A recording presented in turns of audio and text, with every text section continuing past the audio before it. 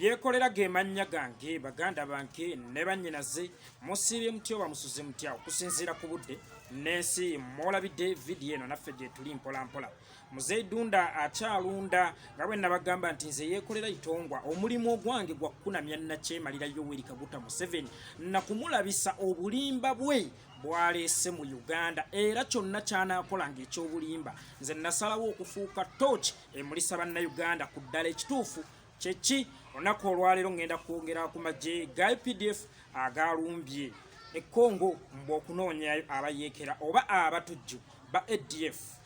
nga bwe nabagamba nti nze ogwange gwa kukuba ttooki mu nsonga nakulaga bulimba bwa Nnakyemalira Yoweri Kaguta Museveni ne wano nalabye obulimba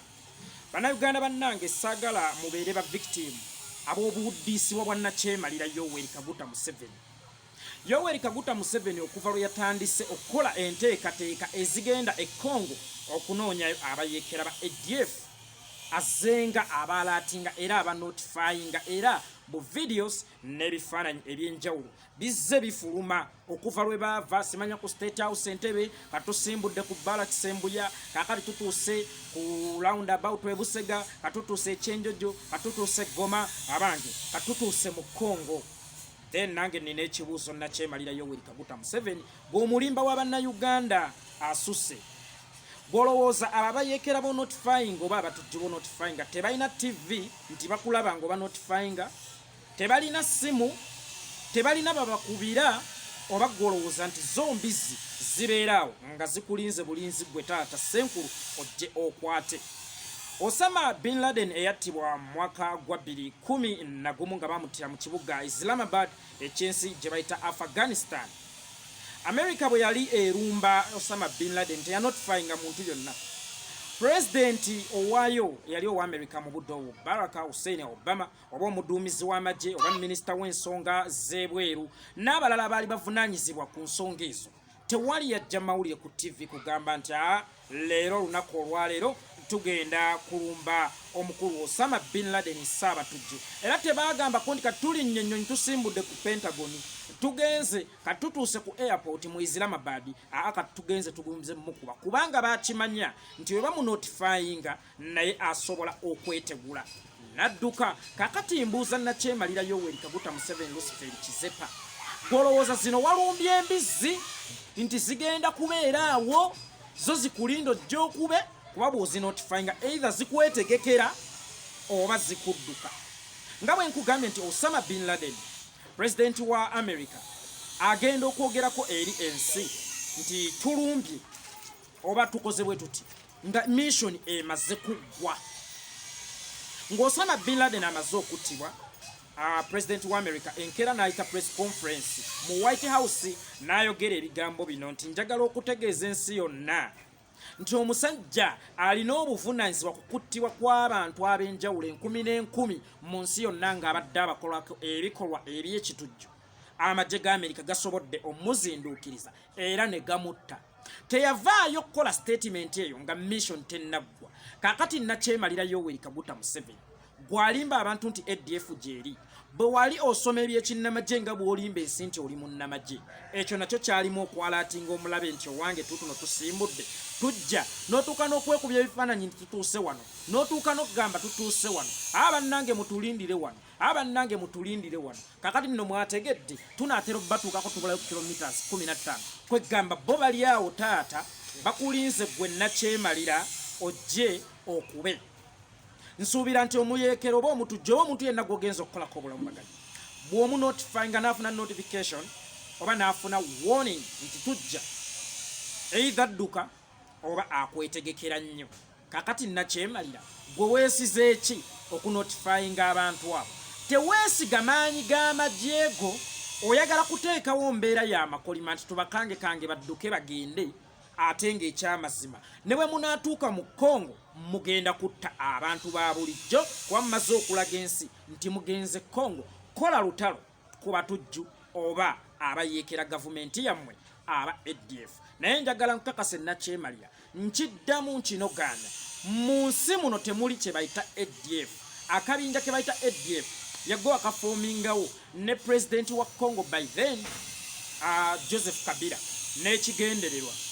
ekyokunyagirako ensimbi z'abazungu nti mutuwe ku nsimbi eno kiri bubi nnyo n'ekyokunyagulula ebyobugagga babiyite minerals ebyobugagga by'omu ttaka omuli gold okugattako ebyobugagga ng'amasanga okugattako amayinja ga mabu okugattako n'ebirala bingi nnyo bye mwagala okunyagulula naye ng'ate mwasooka kukolagana na gavumenti ya Congo musobole okunyagulula bannansi ba Congo munyagulule n'abazungu ensi z'omu western zibawe ku buyambi kakati noone yazzeeko mwazze mu katego keekamu kuba mukimanyi nti Congo teri bayeekera njagala mumbuulire lutalo ki Uganda lwebadde nayo ne Congo okutuuka gavumenti ya Congo okukkiriza abayeekera bagende basiisire mu nsi yaabwe basobole okuyeekera Uganda njagala okubategeeza mmwe bannayuganda bannanga abalaba vidiyo eno tewali muyeekera e Congo era tewali kye bayita ADF bano bafumingawo akabinja kaabwe okubbirako ebyobugagga by'eggwanga okunyagulula ensi gye bayita Congo n'okunyagulula ensimbi okuva mu bazungu nga baba bafeze nti waffe kiri bubi waffe tulina entalo naye nga njagala mbakakase tewali kabinja ke bayita ADF nga bwe nabagamba nti bana abajjega omanyi ze mbayita bajjega balina enkola bakwata ejjinja limu nga bagaludde ku bissa ebinyonyi ebiwerako bwe bamaliriza ekyo ne bateekawo embeera nti akabinja kano kakolagana n'aba opposition abali mu Uganda. That is why olaba nga Honorable Ssegirinnya ne Honorable Ssewanyana today bali mu mbuzi ekogga emikono gye gitasabira ntungu bali mu kayumba ke bayita bamuŋŋambire abeeka baŋŋambire nti munnange bampeerezeeyo ku kiwalume nyambaleko naye empewo eneesusse naye teweerabira nti nga bakamala obbakwata ate obuyinza bw'okutigumbula abantu n'ebijambiya eyo mu Masaka region baabutikka ba ADF ekitegeeza nti kati baagala okulaga nti ADF ya His Excellency Bobi Wine bw'oba ojjukira bulungi nze nabagamba lwati nti omusajja gwe bayita Jamiru Mukulu tabangako muyeekera era tayeekera nkoko gavumenti ya Nakyemalira Yoweri Kaguta Museveni Nakyemalira ye yamweteerawo n'ekigenderwa ky'okumuzannyira ddate games ze era nina ekibuuzo kyensiiba mbuuza bannansi bannange bannayuganda bannange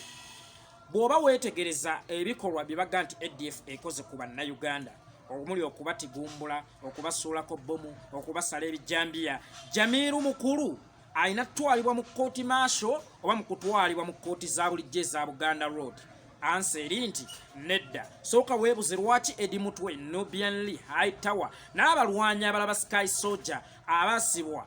nga tuli wakati mu campaign bye bakwatira e Kalangala baabateekako gwakulya mu nsirukwe gwa butujju era baawozesebwa mu kkooti ya kinnamagye kyokka ate nga weewuunye ye Jamiru Mukulu gwe bagamba si abantu ba bulijjo era alumbaganya enfu zonna n'atigumbula abantu awozesebwa mu kkooti eya bulijjo nsuubira nti Jamiru Mukulu today either yalibadde mu Marshall Court oba yalibadde Hague mu Netherlands mu ICC mu kkooti y'abakalintalo kubanga omuntu yenna akola obutujju ku bannaggwanga ne basseggwanga ntegeeza bannansi oyo alina kuwozesebwa mu kkooti y'abakalintalo kakati mbuuza lwaki Jamiru Mukulu olunaku olwaleero awozesebwa mu kkooti ey'abantu aba bulijjo era bw'oba ojjukira bulungi omulundi ndowooza gwe yasembayo okwapiyalinga mu kkooti yayogera ebigambo bino yakaabira ku screen kubanga yali luzira ng'eno bamuzuuminga ku Buganda Road Court maama bana abasajja babi ne maama ekyokukola okimanyi Kyagulanyi ewaffe ekitegeeza nti Kyagulanyi alina kati obuvunaanyizibwa ku butujju bwonna ADF bweri mu kukola mu Uganda ne mu Congo nti Kyagulanyi Bobi Wine yalina obuvunaanyizibwa era bwe weetegereza akabinja ka ADF ke baateekako obuvunaanyizibwa obw'okuttanga abantu n'ebijambiya mu Masaka olunaku olwaleero baakwata Honorable Ssegirinnya Wanuupu ne Honorable Ssewanyana Wanuupu kikye bagezaako okulaga nti His Excellency Bobi Wine ya owuninga ADF naye Nakyemalira Yoweri Kaguta Museveni njagala nkugamba ebigambo bino nze yeekolera itongo atakutya era omwetegefu okufa olw'ensi yange nti luno olutalo bw'olowooza lw'amaanyi naye luno olutalo ffe tukkubya bwongo kakati wagenze Congo gy'omanyi nti ddala kituufu abayeekera tebaliiyo gy'omanyi nti ddala kituufu abayeekera tebakola ki tebaliiyo kuba wabadde tolina banotifiinga the question is baani boogenda okutta kuba ensi olina okugiraga nti olina bw'otigumbudde naye okimanyi nti ogenda kukuba abantu ba bulijjo ettagetiyo ogenda kukuba abasalamala abali mu kusala embaawo zaabwe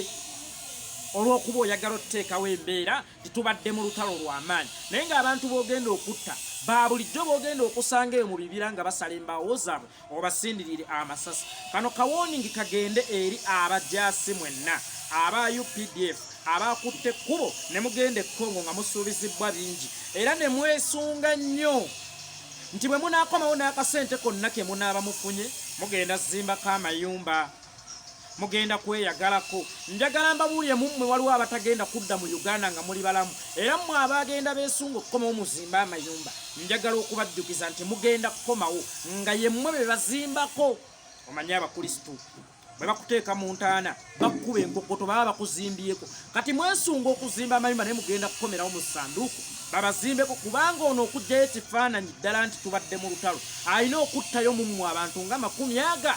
ate agenda beekubira amasasi okulaga ensi nti lubadde lutalo kafungula nkete so nammwe kano kawooningi nkabasindikidde era mwabeesunga okukomawo muzimbe abamu kummwe temugenda kukomawo muzimbe mugenda kukomawo nga babazimbako buzimbi wamma amannya bampita yeekolera nabagamba nti ogwange gwakunamya nakyemalira Yoweri Kaguta Museveni Luciferi Kizepa Odolono Jjajja Galaba nalyo nali mwongedde limusaana gwe mulimo gwange gwakumukunamya ogugwo gwakusharinga na kusaasaanya bubaka eri bannayuganda banno bonna basobole okubumanya ono nakyemalira nabagamba ye alowooza atukubisa maanyi ffe tumukubise bwongo nabagamba ffe tukozesa nkola ya seereza vidiyo eno etuuke ku buli munnayuganda etuuke ne ku bajaasi ba UPDF babuuke bagambe nti omuntu gwe tukolera si muntu nze yeekolera